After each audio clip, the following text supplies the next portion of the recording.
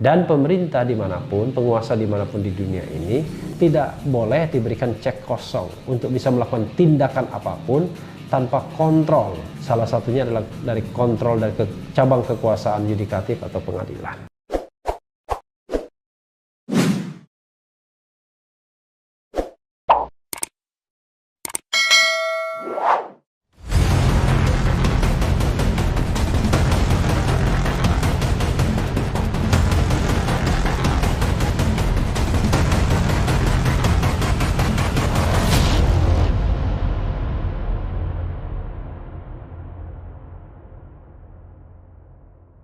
Assalamualaikum warahmatullahi wabarakatuh, Sobat RH sekalian. Jumpa lagi kita di channel yang keren ini, Keren Cadas.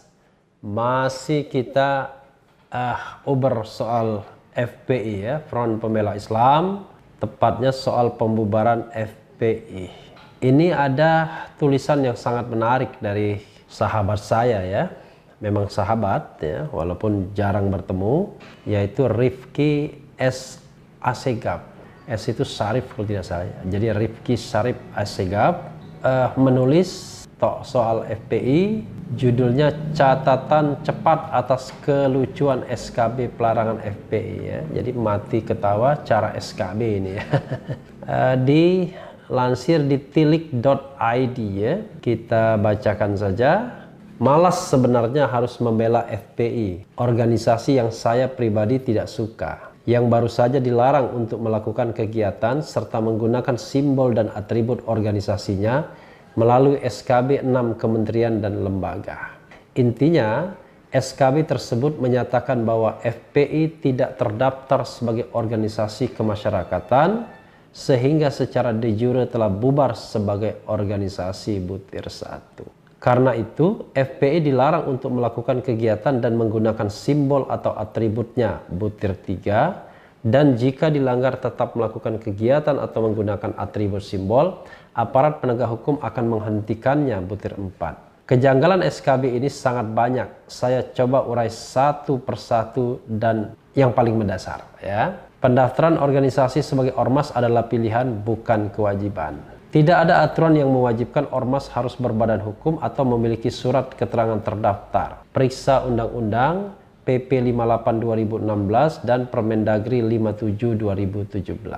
Putusan MK 82 PUU strip 11 2013 juga menegaskan bahwa kepemilikan surat keterangan terdaftar SKT tidak wajib. Karena itu, tepat pernyataan Kepala Pusat Penerangan Kementerian Dalam Negeri Kemendagri Bahtiar tahun 2019 yang menyatakan pendaftaran organisasi adalah hak organisasi bukan kewajiban. Sama saja organisasi paguyuban atau ormas atau juga bidang pers, ada yang terdaftar dan ada yang tidak. Pendeknya, pembuatan badan hukum atau memiliki SKT adalah hak organisasi jika ingin tunduk kepada rezim hukum ormas yang memberikan berbagai insentif atau keuntungan bagi ormas terutama yang berbadan hukum. Misal kepastian hukum untuk bertindak dengan dan atas nama ormasnya, insentif pajak atau pendanaan dari negara.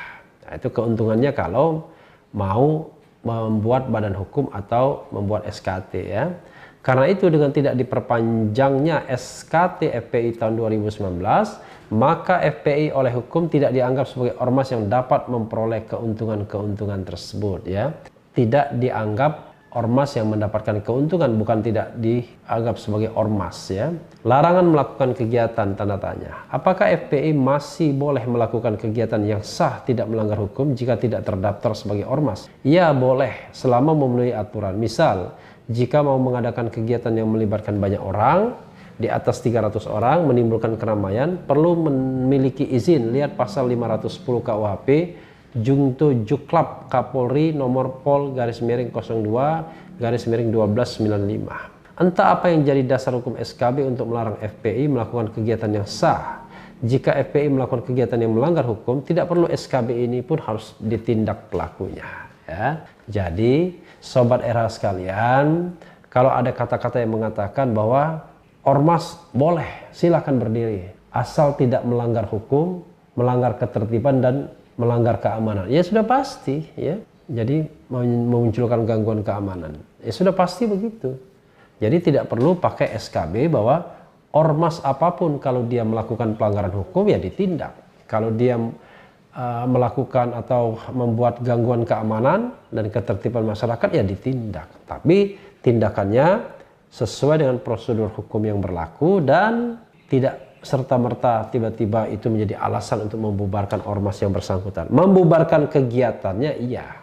Larangan menggunakan atribut garis miring simbol. Bagaimana dengan larangan FPI menggunakan simbol atau atributnya? Larangan ini hanya dapat dibenarkan jika misal FPI dianggap sebagai organisasi terlarang. Misal karena terkait dengan kegiatan atau pendanaan kegiatan terorisme. Pasal 14 Undang-Undang 15 2003 Jungto Perpus 1 2002 atau pasal 8 Undang-Undang 9 2013. Atau jika FPI dianggap terlarang oleh aturan minimal setingkat undang-undang meski ini bisa diuji di Mahkamah Konstitusi atau lebih tinggi dari undang-undang seperti pelarangan PKI melalui TAP MPR 25/1966. Cara lain misalnya jika simbol dan atribut FPI sudah dimiliki oleh organisasi lain sehingga penggunaannya melanggar undang-undang hak cipta atau jika simbol atau atribut tersebut melanggar hukum, mengandung bahasa, gambar yang kotor dan seterusnya. Karena semua itu tidak terpenuhi apa dasar pelarangan dalam SKB. Gitu ya. Sekarang mari kita kupas hal-hal yang kurang esensial namun penting bagi orang hukum. Dasar pertimbangan penerbitan SKB. Beberapa dasar pertimbangan yang diajukan aneh. Misalnya ada sekian banyak pengurus atau anggota FPI yang melakukan tindak pidana dan sebagian telah dihukum butir E. Mereka juga kerap melakukan perbuatan melawan hukum razia atau sweeping butir F dan butir kedua. Pelanggaran hukum oleh pengurus dan anggota FPI sudah seharusnya ditindak dan sebagian sudah ditindak, sebagian lain dari dulu dibiarkan. Apa hubungannya dengan SKB ini? Logika terdekat di luar aturan hukum yang ada bahwa ini adalah alasan masuk akal atau logis. Masuk akalnya tanda kutip ya. Bukan tempat secara hukum jika dimaksudkan untuk melarang FPI sebagai organisasi. Masalahnya, sebagaimana dijelaskan sebelumnya, penetapan sebuah organisasi menjadi organisasi terlarang membutuhkan bar, kriteria yang lebih tinggi ketat. Jadi penggunaan pertimbangan-pertimbangan tersebut adalah semata komunikasi politik untuk menjustifikasi SKB bermasalah ini. Jika logika ini akan dipakai, jangan-jangan sebagian besar partai politik di Indonesia harus dilarang karena banyak anggotanya yang terlibat kasus hukum termasuk korupsi. Jadi kemudian berikutnya adalah apa status SKB.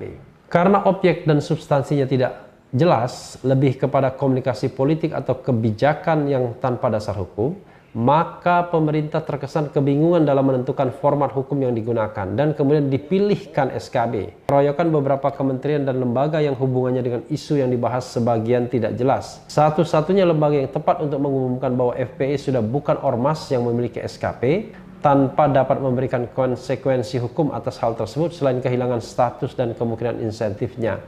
Oh, bukan SKP ya, SKP ya. Adalah Kemendagri, lembaga yang berwenang menerbitkan SKP. SKP atau SKP ya. Lalu apa guna yang lain?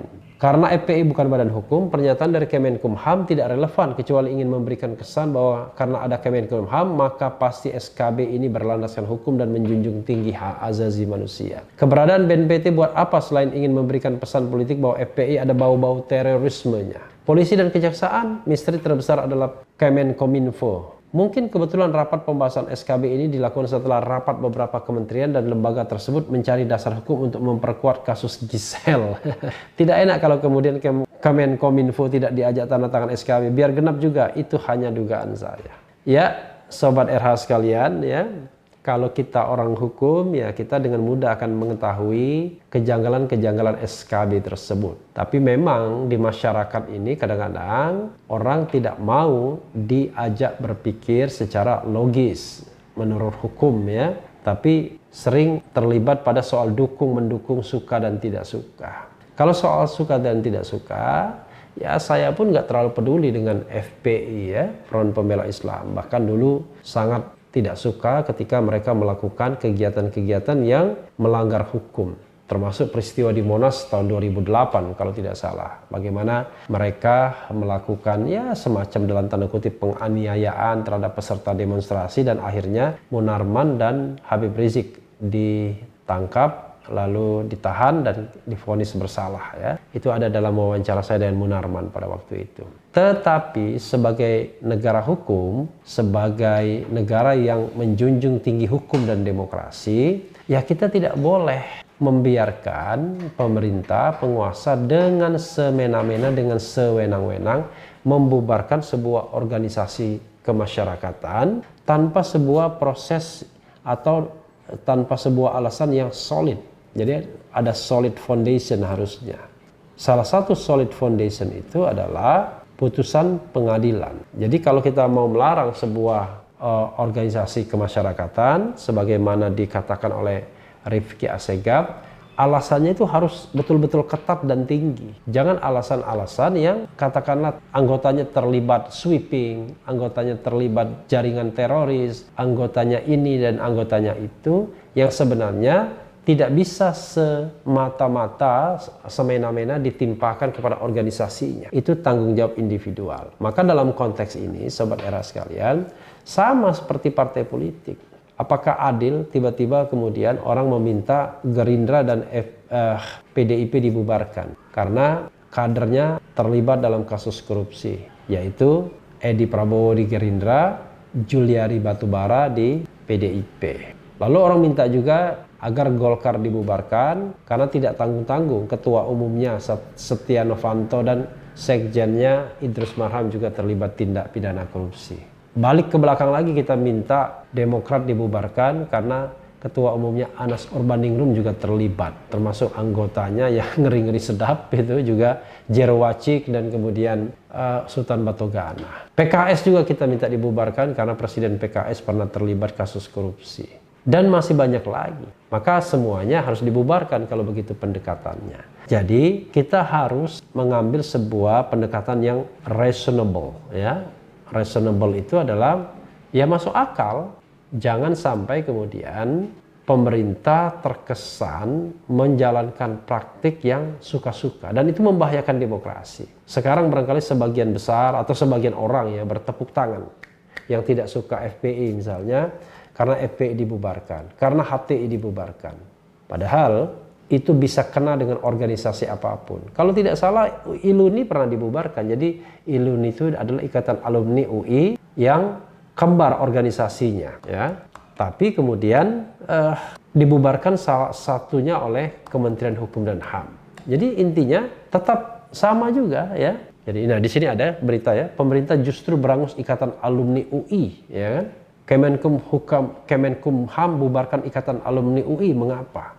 Jadi banyak orang yang tidak sadar bahwa selain HTI ada juga ILUNI yang dibubarkan karena kalau tidak salah ada kembar organisasinya.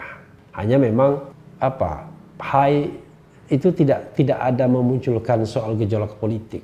Bagaimana nanti besok-besok yang dibubarkan ICW misalnya, apalagi ya organisasi yang kritis-kritis begitu karena mereka kerap mengkritik pemerintah atau banyak dimusuhi oleh partai-partai politik karena kerap juga mengkritik partai politik.